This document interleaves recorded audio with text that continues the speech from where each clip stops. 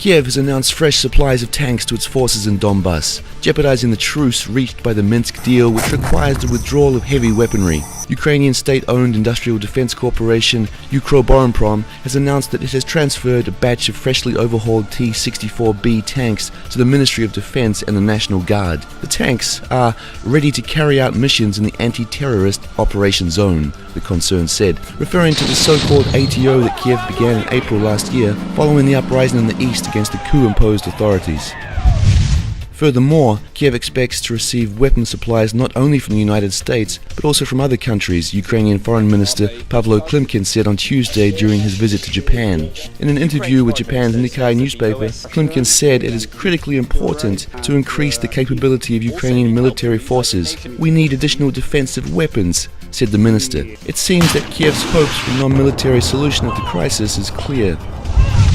Ministry of Information Policy of the Ukraine is launching a new TV channel, Ukraine Tomorrow. The new objective and impartial media will be launched to counter Russian propaganda in English, Russian, and Ukrainian languages. In accordance with Ukraine's Minister of Information Policy, Yuri Stek, US and Europe will help fund the channel because Kiev hasn't the money. But Kiev already has an English TV channel named Ukraine Today, you will ask. Yes, we have noticed the incredible originality in naming as well. The difference is that Ukraine Today belongs to Ukrainian oligarch governor of Dnepropetrovsk region, Igor Kolomoisky. Ukraine Tomorrow will be on the Ukrainian oligarch's self-styled President Petro Poroshenko's side. On account of Kiev's media policy, we want to make this offer to Kiev. Don't do things by halves. Why not launch Ukraine Yesterday TV channel? The reason is to counter Russian propaganda about the history of the Ukraine. Here's a brief program guide. The ancient news. Ukrainians invented democracy. Adam and Eve were Ukrainians.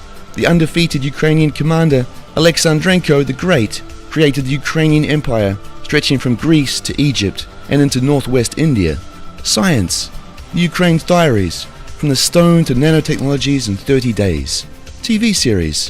How I Met Nazism. A young Western Ukrainian girl has moved to Kiev to join a pro-government Nazi battalion and fight against the army of Donbass. But there are no Nazis in the Ukraine, and she is forced to join the Democratic Battalion Azov.